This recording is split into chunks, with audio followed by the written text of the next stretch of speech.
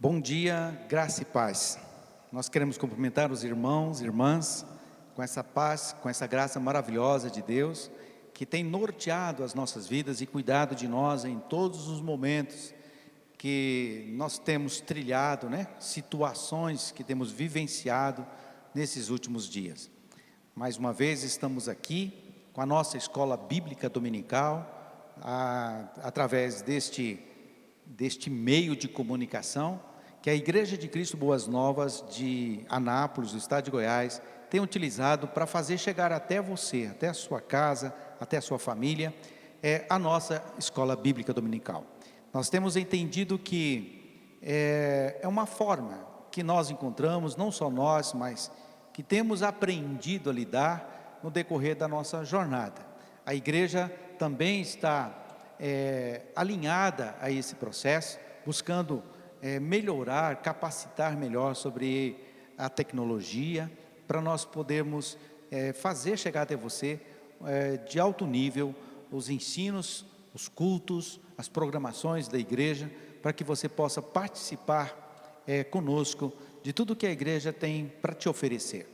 É importante que você faça parte da escola bíblica dominical, que você possa frequentar a escola bíblica dominical, que você possa ser um aluno matriculado da escola bíblica dominical e estar presente aqui assim que for liberado, já está sendo liberado aí pelas autoridades, para que a igreja retome a sua jornada, que tenha a presença dos irmãos nos cultos, nos ensinos, em todas as programações da igreja. Então nós estamos retomando aos poucos as nossas atividades, e para tanto é importante que você faça esse compromisso na sua agenda, de todo domingo pela manhã, às 9 horas da manhã, você esteja conosco, participando da escola bíblica dominical. É muito importante estudarmos um pouco a palavra de Deus, buscar nela a orientação para os dias que nós enfrentamos, dias como esses que nós temos passado, com essa questão do coronavírus, com essa questão de tantas mortes, com a situação de pessoas enlutadas, famílias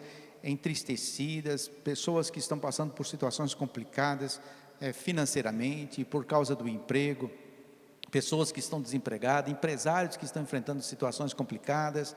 Enfim, nós estamos passando por um momento complicado na nossa vida e precisamos de ter um norte, ter uma orientação, ter uma segurança para nós seguirmos em frente e alcançarmos juntos os nossos objetivos e tornar os nossos sonhos realizados. Portanto, seja bem-vindo à Escola Bíblica Dominical, aqui da Igreja de Cristo Boas Novas, da cidade de Anápolis, no estado de Goiás. Um grande abraço a você, seja bem-vindo e participe conosco, tá bom? É um grande prazer. O texto que nós temos analisado durante a Escola Dominical é analisar o texto de Romanos, escrito pelo apóstolo Paulo, uma carta que ele escreve de uma forma muito precisa, e que tem uma importância muito grande para o pensamento cristão, para a doutrina cristã, para o cristianismo de um modo geral. E entender, buscar esse conhecimento através, dialogar com o apóstolo Paulo na sua carta, nas suas cartas, em especial a carta de Romanos, vai fazer com que você e eu possamos conhecer um pouco mais aquilo que Jesus tem para nos ensinar, tem para nos mostrar, o que a Bíblia tem como fonte teológica para ensinar a você e ensinar a mim a vivermos um cristianismo mais autêntico, a viver uma vida mais autêntica. Uma das coisas mais importantes que nós temos visto aqui no estudo da escola dominical é a centralidade do eu. Nós vamos perceber que toda a carta que Paulo escreve, todo o conteúdo da carta de Romanos, existe essa ideia de um eu que domina tudo, de um eu que governa tudo, de um eu centralizador, que tem as suas decisões próprias, que tem as suas vontades próprias. E uma das coisas que nós temos muitas dificuldades para poder nos desvencilhar, deixar de lado, é em relação ao nosso eu, a centralidade desse eu. Esse eu, para ele estar no centro das atenções, das decisões, das escolhas, ele precisa ocupar o lugar de outros. No caso humano, na vida humana, Deus, Ele ocupa um lugar de orientador na nossa vida, Ele ocupa um lugar de mentor na nossa vida, Ele ocupa um lugar de sabedoria em nossa vida. Deixar Deus governar, permitir Deus agir em nossa vida, nós estarmos nos adequando àquilo que Deus pensa, aquilo que Deus quer, aquilo que Deus entende, aquilo que Deus aprova, aquilo que Deus compreende, aquilo que Deus estabelece. Portanto, o nosso eu, ele se levanta contra essa proposta de Deus. Ao fazer isso, a centralidade do eu se opõe a Deus, e essa oposição a Deus é pecado, que nós conhecemos como pecado. O que é pecado? É essa oposição que eu e você fazemos diretamente a Deus. Para nós fazermos isso, nós temos que estar fundamentado em alguma coisa. E qual é essa coisa que nós fundamentamos? O nosso jeito de ser, o nosso eu, e isso não é correto. Por quê? Porque o meu eu, o seu eu, o eu de cada um, não tem unidade. Nós não caminhamos juntos. Por que não caminhamos juntos? Porque cada eu quer determinar, cada eu quer governar, cada eu quer dirigir, cada eu quer falar, cada eu tem um desejo, cada eu tem uma proposta, cada eu tem uma ideia, cada eu tem algo a ser debatido ou construído. A Bíblia diz que não podem dois andarem juntos se não há entre estes eus acordos. Então, para eu e você andar juntos, eu preciso buscar o que tem em acordo. Qual é o acordo que eu e você temos? Deus. Deus é o acordo, Deus é a unidade. Deus, Ele traz você e coloca a minha vida dentro dessa interação, que Ele governa. Então, aquilo que faz com que eu e você possamos ser diferentes ou divergirmos, nós estamos centralizados em Deus e juntos nós podemos pensar como Deus pensa. Por exemplo, entre o ódio e o amor, o que você e eu escolhemos? Se nós fizermos essa pergunta lá fora, o eu vai responder como? O ódio e o amor. As pessoas, muitos vão falar, não tem um comum acordo, porque eu odeio meu pai, porque eu odeio a minha mãe, porque eu odeio meu filho, porque eu odeio a minha esposa, porque eu odeio não sei quem. Então nós vamos olhando para essa realidade desse ódio que está no coração humano, e as pessoas são governadas por esse sentimento. Por causa desse ódio, nós fazemos coisas absurdas. Outro dia eu estava vendo na TV, no trânsito em Goiânia, duas pessoas, dois eus, que por razões que eu tenho certeza absoluta, são razões pormenorizadas, estavam com dois pedaços de pau, um querendo matar o outro. Ou seja, você está vendo que cada um quer superar o eu do outro. O eu A, ele pensa ser maior do que o eu B. O eu B pensa ser maior do que o eu A. E há uma confusão em torno de tudo isso.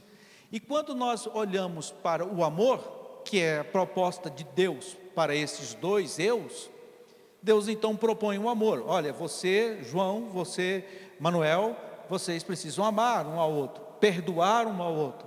Então, em nome do amor, tanto João como Manuel se unem, vão caminhar juntos, não vão olhar um para o outro com mais ódio, e sim por causa do amor. Então, isso é unidade. Deus, os dois eus, eu e o outro, caminhando na proposta que Deus tem para todos nós. Por que há tanta confusão? Por que há tanta briga? Por que há tanta morte? Por que existe tanta violência, tanta agressividade? Por que as pessoas não conseguem se entenderem? Porque existe no centro da vida de cada um, de cada indivíduo, um eu que determina as ações. Paulo, ele vem mostrar para mim e para você que não é assim, Nós não temos que trabalhar a proposta desse eu, desse indivíduo que governa a sua própria vida, fundamentado nos seus desejos, nas suas vontades, no seu querer, fundamentado naquilo que é realidade para a vida dele. Não é assim. Nós temos que entender que não é dessa maneira. Por isso nós não nos opomos a Deus. Eu não sou opositor a Deus, eu não estou contra Deus, eu não estou agindo contra a vontade de Deus, contra a proposta de Deus, contra aquilo que Deus estabelece. Portanto, quando eu e você evitamos nos opor a Deus, nós estamos evitando o pecado, nós estamos evitando permanecer no pecado, e nós mudamos as nossas atitudes. Paulo vem construindo isso em toda a sua carta. No primeiro capítulo ele mostra essa verdade para nós. Ele vem dizendo que Deus tem se mostrado para o homem, que Deus tem se revelado para o homem. E o que o homem tem feito? Tem se omitido a isso. Ele rejeita essa proposta de Deus. Mesmo Deus dizendo para a humanidade: eu sou Deus, o que eu penso é assim, o que eu quero é assim, o que é melhor para você é assim. O homem tem preferido e tomado decisões que ele julga melhores do que esta que Deus estabelece. Alguns chegam a dizer assim: eu não acredito em Deus. Então, para não acreditar em Deus, eu preciso desconstruir Deus, eu preciso tirar Ele de cena. É o que as gerações, épocas têm feito, em todas as nações. Então, para se estabelecer como Deus no mundo, eu tenho que destronar o Deus que criou todas as coisas, o Deus que fez todas as coisas. Você vai vendo isso no decorrer da história. O homem vem insistindo em buscar um poder que não tem. O homem vem insistindo em desejar um poder que não lhe cabe. O homem vem querendo exercer uma força que não possui. E ele quer ter o poder de Deus, ele quer ter a onisciência de Deus, ele quer ter a onipresença de Deus, ele quer ter a onipotência de Deus, mas ele não quer Deus. Ou seja, eu não posso existir com Deus, eu preciso desconstruir Deus para eu existir como Deus. Isso é sério, isso é preciso combater, porque Paulo vem descrevendo e mostrando que Deus, o que de Deus se pode conhecer, é Ele Deus que está se manifestando a nós, é Ele Deus que está mostrando a nós. Aí Paulo diz assim: do céu também mostra a ira de Deus, se revela a ira de Deus, contra o homem ou a humanidade, o indivíduo que se opõe a essa revelação. Qual é essa ira de Deus?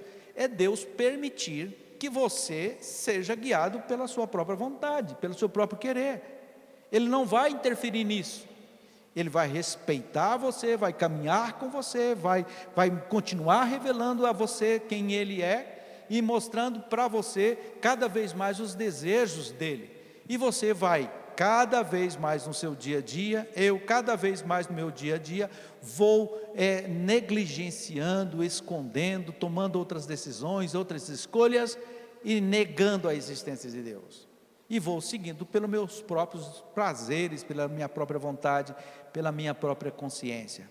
Resultado disso é construir a humanidade que estamos vendo, é viver e olhar para tudo isso que está aí no mundo. Ou seja, tem muita coisa aí que não está dando certo, existem muitas situações que não dão certo, e nós estamos em busca de solução.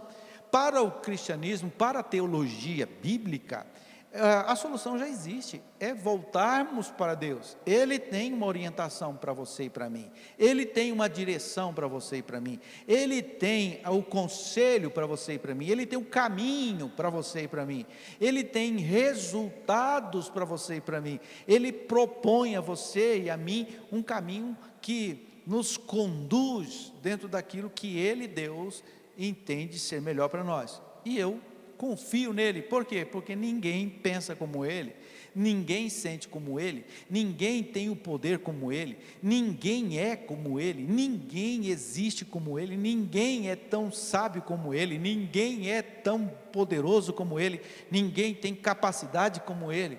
Então, se nós estamos buscando a excelência da condução do conselho, da amizade, da direção, da orientação, do norte, este é Deus. A excelência está em Deus, não em mim. Não em mim, não está nas minhas decisões, está naquilo que Deus estabelece. Cabe a mim me adequar, me alinhar, cabe a mim colocar-me nessa condição de submisso, de compreender, de caminhar com, de andar com, de agir com, de entender com, mas nunca sozinho. Paulo vem corrigindo isso teologicamente na sua carta, a ponto dele chegar e falar do arrependimento. Foi o motivo e tema da aula passada. Falar do arrependimento é algo imprescindível para a nossa vida. Nós precisamos compreender, entender a força do arrependimento. E qual é e por que é necessário arrepender. Por que esta palavra está presente na vida de todos nós? E uma das coisas que nós escutamos no decorrer da nossa jornada é que as pessoas muitas vezes falam: eu não me arrependo de nada, tudo que eu fiz eu faria de novo. Então nós estamos sempre buscando uma alternativa, ou buscando um conhecimento, ou buscando uma postura, que o arrependimento ele não seja necessário na nossa vida, mas ele é muito necessário, é muito importante, e nós precisamos dele para nós caminharmos sem dúvida nenhuma.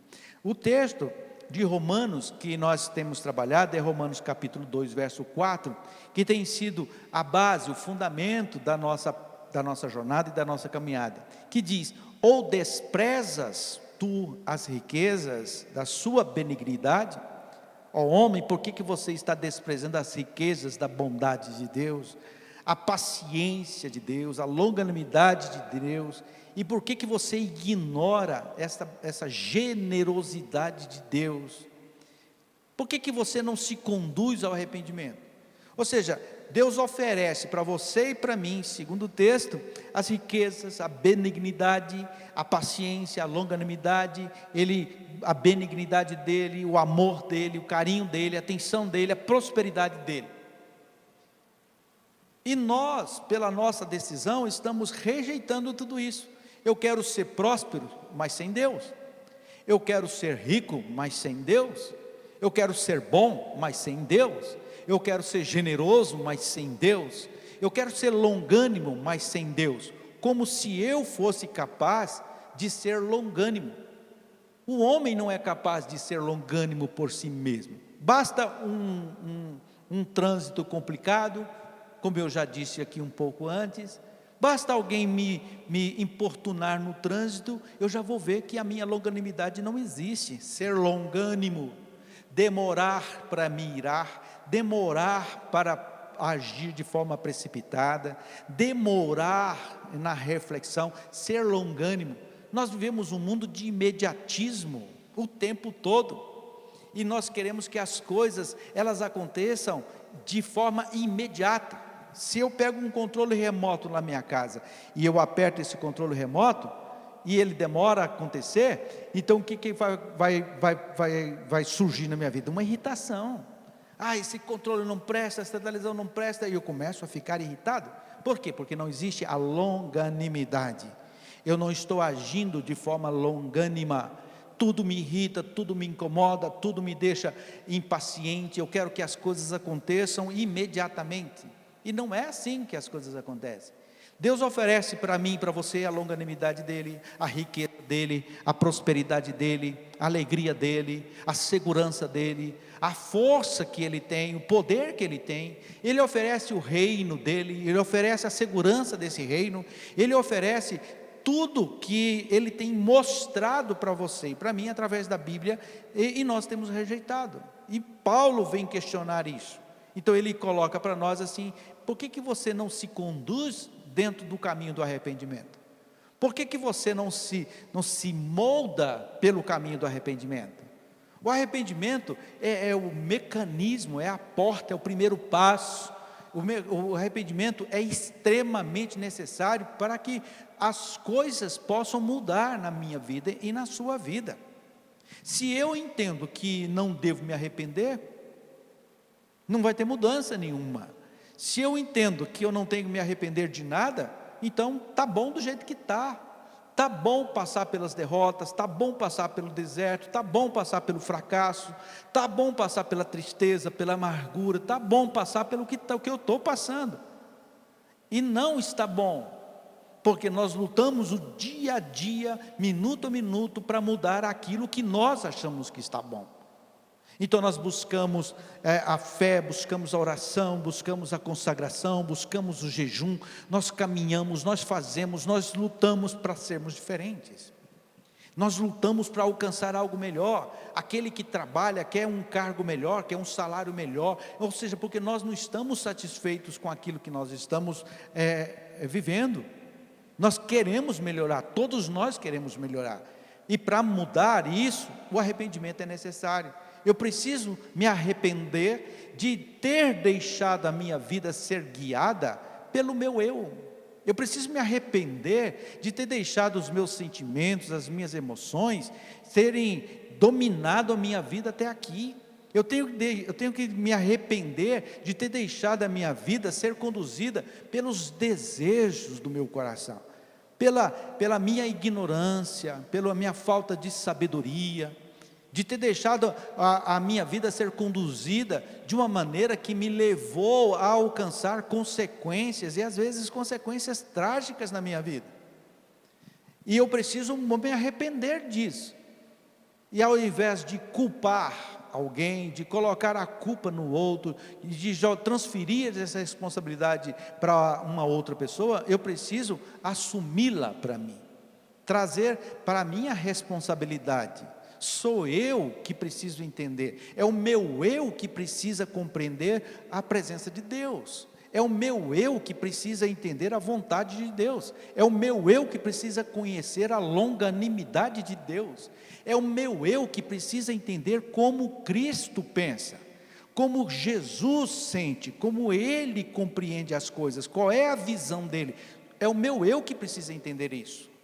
E para o meu eu entender esse processo, o arrependimento é o nome correto para você e para mim aceitar aquilo que Deus estabelece. E a pergunta básica é: o que é arrependimento? Nós temos falado que arrependimento, ele é a mudança radical da alma. Arrepender é ter a mudança. E não é uma mudança superficial, e não é uma mudança física, não é uma mudança somente dentro da visibilidade, é uma mudança da minha alma, do meu espírito, é algo que acontece na íntegra na minha vida. Isso é arrependimento, é mudar o caráter, mudar aquilo que eu sou. Isso eu preciso compreender. Então eu olho para mim, eu entendo que o meu eu tem governado a minha vida, e eu me arrependo de ter permitido isso, então eu quero mudar isso, mas não adianta mudar só de aparência, é uma mudança, arrependimento é uma mudança profunda, é uma mudança que alcança e toca e entra e penetra as profundezas do seu ser, não vai só dentro daquilo que é visível. Quantas vezes nós achamos que arrependimento seja remorso? Remorso é uma tristeza que eu tenho por algo que eu fiz. Mas arrependimento não é sentir tristeza.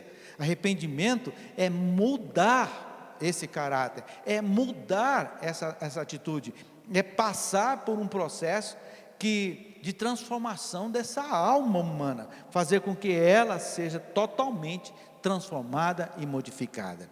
O homem, por não se arrepender, ele se afastou para longe de Deus, ele foi para distante de Deus. Então ele quis satisfazer a sua vontade do seu jeito, da sua maneira, sem a presença de Deus. Nós olhamos para muitas vidas hoje, muitas pessoas, muitos indivíduos, que eles estão agindo dessa maneira. Às vezes nós mesmos cometemos esse equívoco.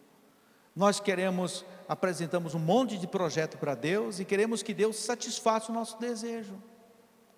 Nós queremos que Deus realize tudo aquilo que eu quero.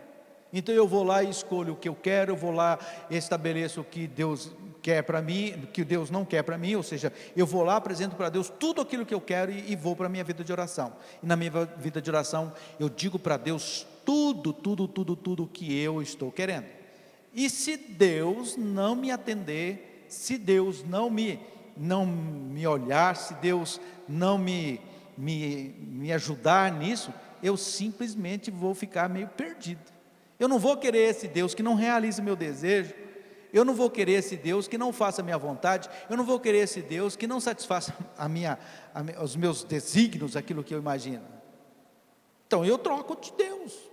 É mais fácil trocar de Deus do que trocar de sentimento, trocar de pensamento, trocar de posição, trocar de atitudes, trocar de decisões. Troca Deus, é melhor. É assim muitos estão pensando. E na realidade não se arrependem. Eu preciso colocar a minha vida diante daquilo que Deus quer. Aquilo que Deus quer pode não ser aquilo que você quer. Aquilo que você tem pedido para Deus pode ser aquilo que Deus não quer te dar. Por quê? Porque isso pode ser um confronto a você, isso pode causar um dano a você, pode causar uma dificuldade na sua vida. E eu preciso ter coragem e confiança de aceitar o que Deus quer para mim. Eu preciso disso.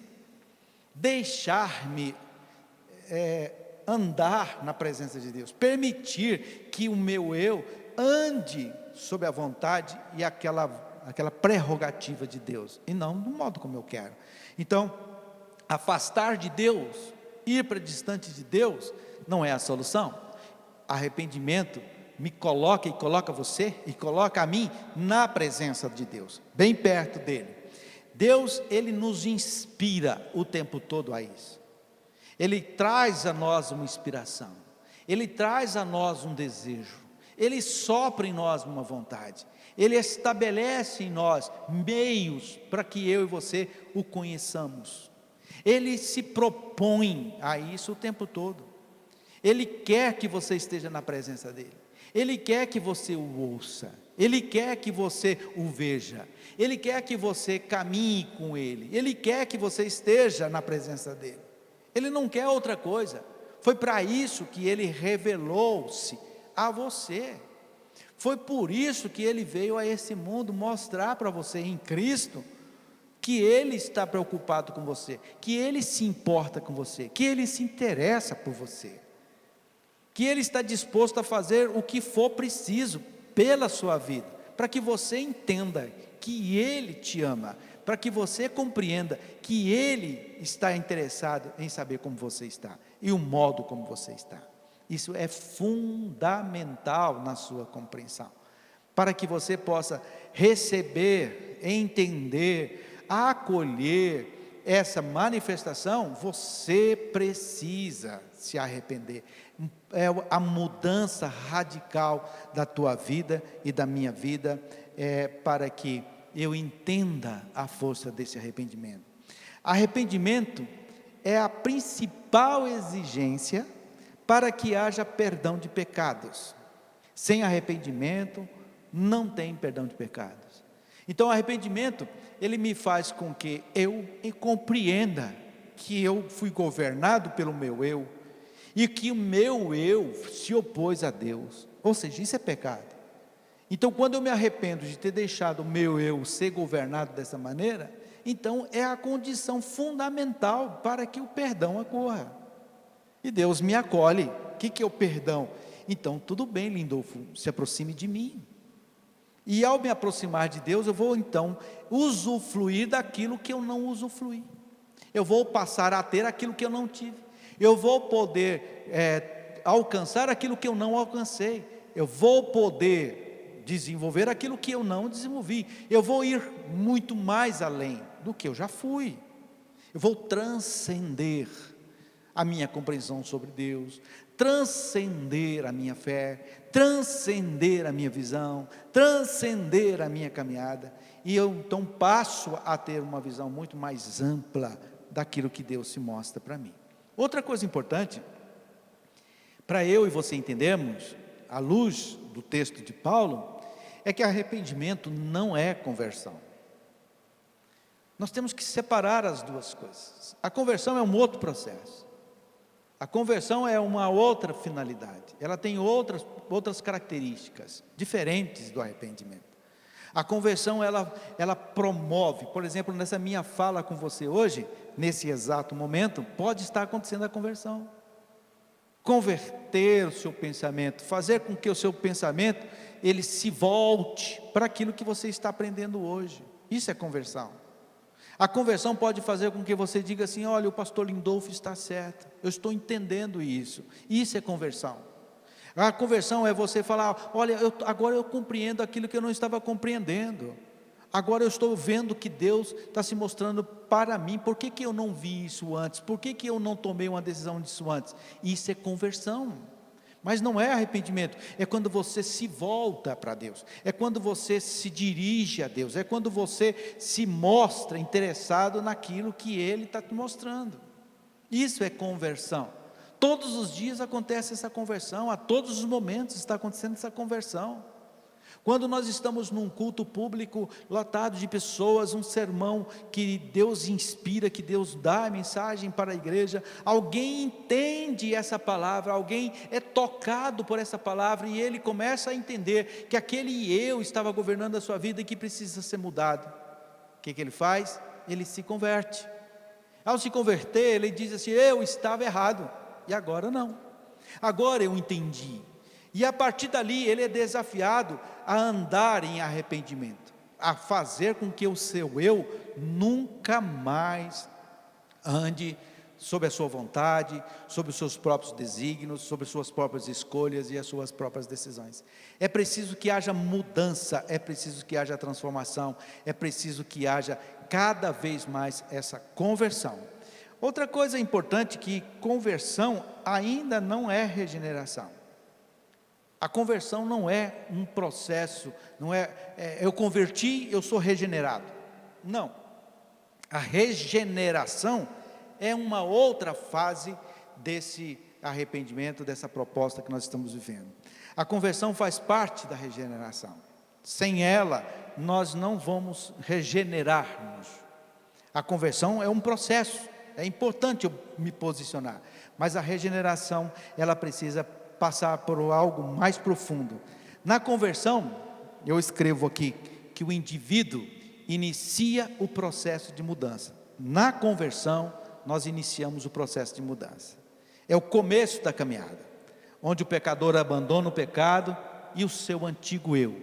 Então, ao fazer isso, eu estou abandonando o meu eu, colocando o meu eu diante de uma situação, virando as costas para a minha vontade e me posicionando para receber o que Deus tem para mim. Isso é conversão.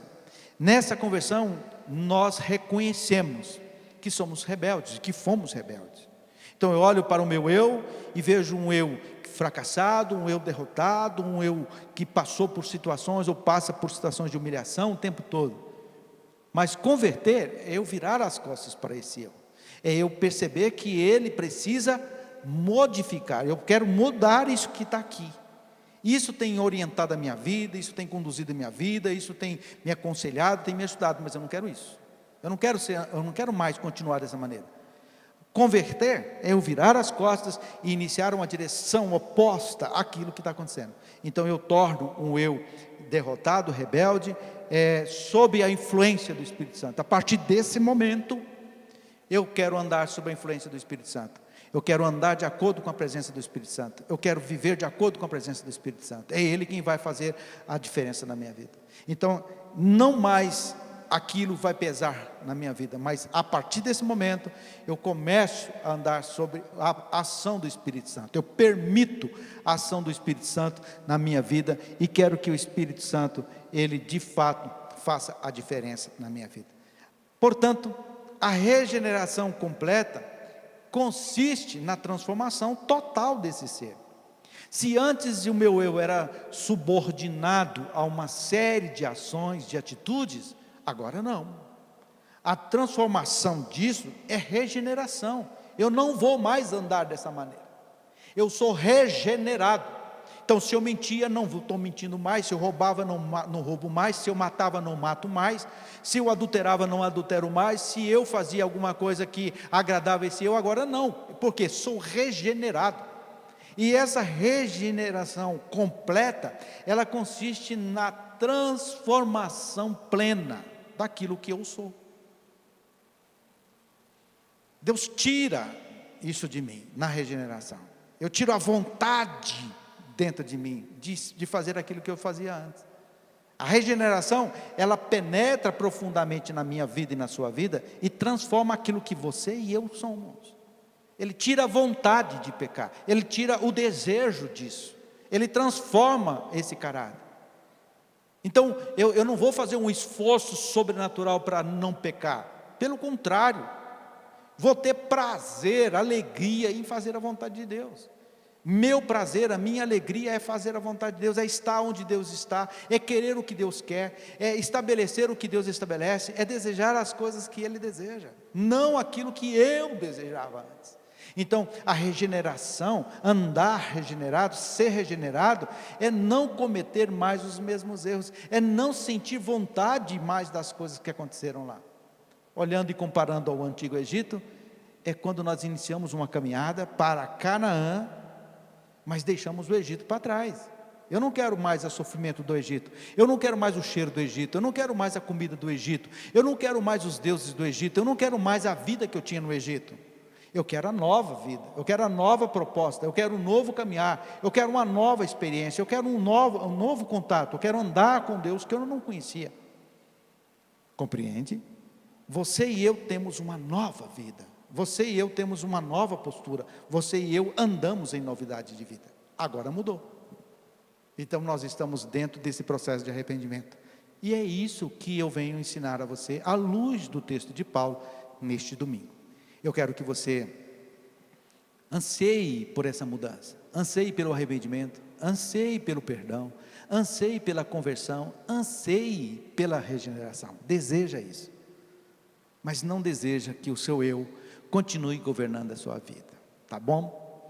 Espero que você tenha aprendido nesses minutos que nós tivemos juntos, e que esse ensino te ajude a se posicionar na presença de Deus, e ser diferente na presença dEle, tá bom?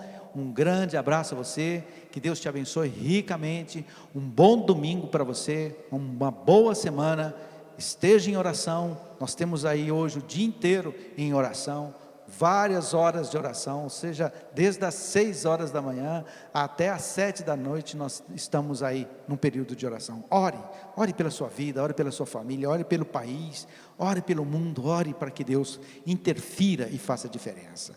Que Deus te abençoe, que Deus te guarde, que Deus te ilumine. Um grande abraço e fique com Deus.